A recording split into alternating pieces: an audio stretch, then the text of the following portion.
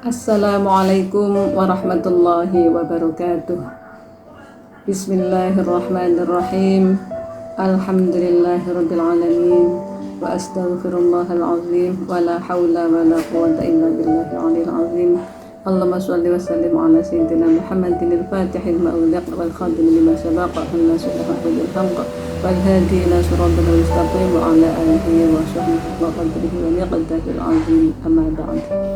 Para pemirsa dimana berada yang saya hormati, kita sekarang berada dalam forum Menggapai Rahmat di bulan Ramadan bersama dengan pengurus wilayah Muslimat Nahdlatul Ulama Jawa Timur.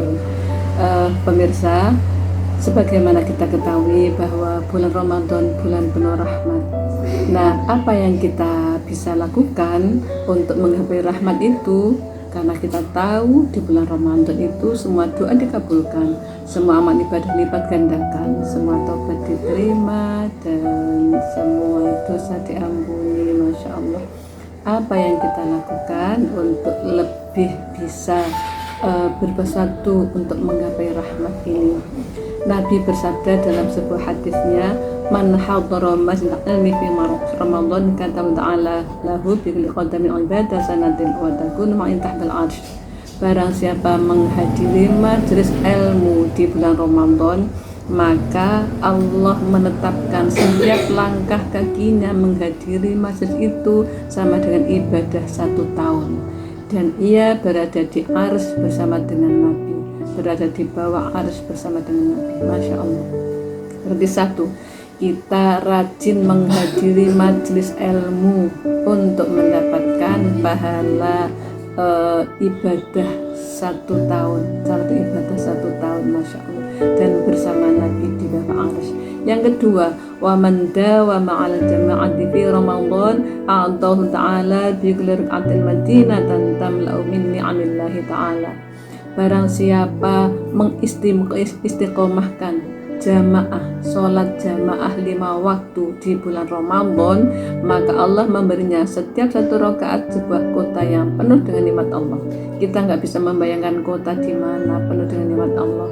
Yang jelas Nabi bersabda, setiap rakaatnya maka Allah membangunkan untuk dia kota yang penuh kenikmatan.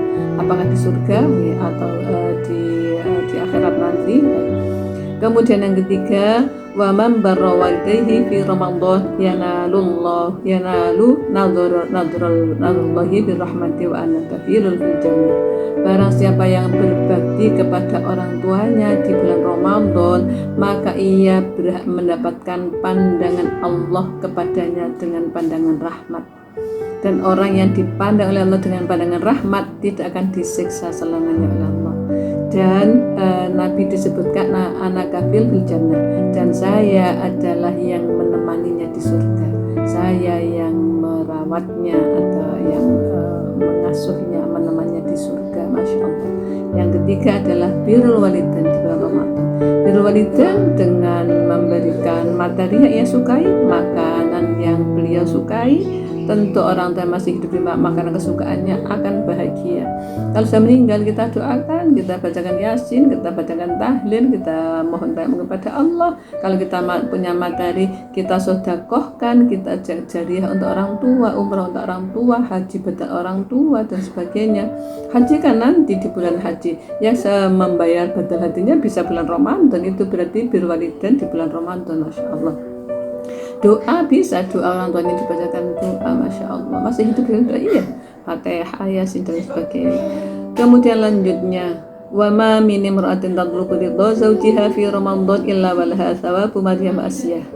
Barang siapa yang berupaya mencari ridho suaminya, kalau suami ridho istrinya di bulan Ramadan, maka ia mendapatkan pahala seperti pahalanya Asiyah, seperti pahalanya Siti Maryam. Kalau perempuan, kalau laki gimana? Seperti pahalanya Nabi Isa, seperti pahalanya Nabi Ayub, ya. mendapatkan kalau ridho istrinya Nabi Ayub, Nabi Muhammad, Masya Allah.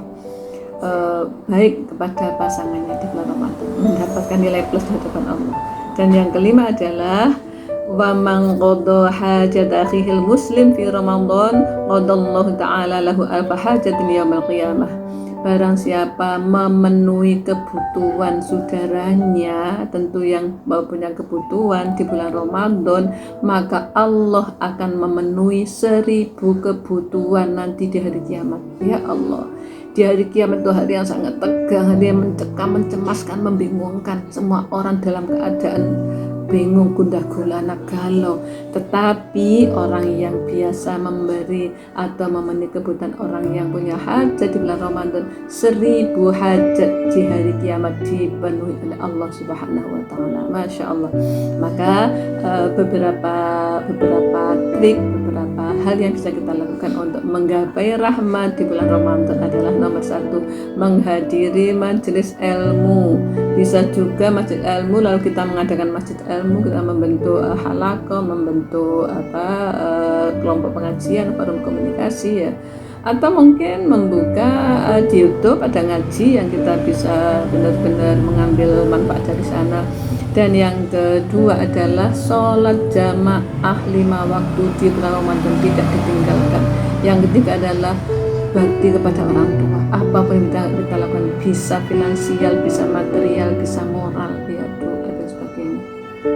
Yang keempat adalah meminta atau mencari ridho pasangannya. Dan yang kelima adalah memenuhi kebutuhan orang yang membutuhkan, orang yang butuh. Termasuk bahwa takjil kan, orang di masjid nggak ada yang dimakan kalau nggak ada yang nganter ke sana, itu termasuk butuh. Masya Allah. Orang yang miskin, kita yang miskin, kita kasih beras 5 kilo dengan gula, dengan minyak, dengan uang dikit, ya Allah senangnya, Masya Allah, terberi kebutuhannya untuk makan hari ini, makan besok pagi. Itu nanti Allah akan memenuhi kebutuhannya di hari kiamat, 1000 kebutuhan. Mudah-mudahan dengan kita mengamalkan seperti yang disabdakan Rasulullah di bulan Ramadan ini, 5 hal tadi, kita dilimpahi rahmat, maghfirah, dan dimerdekakan, dibebaskan dari neraka oleh Allah, dan ditakdirkan bertemu Lailatul Qadar tahun ini. Masya Allah. Semoga Allah memberikan kita selalu bimbingan. Demikianlah kita menggapai rahmat di bulan Ramadan bersama pimpinan wilayah Muslimat Nahdlatul Ulama Jawa Timur. Wallahu muwaffiq ila aqwamit thoriq. Assalamualaikum warahmatullahi wabarakatuh.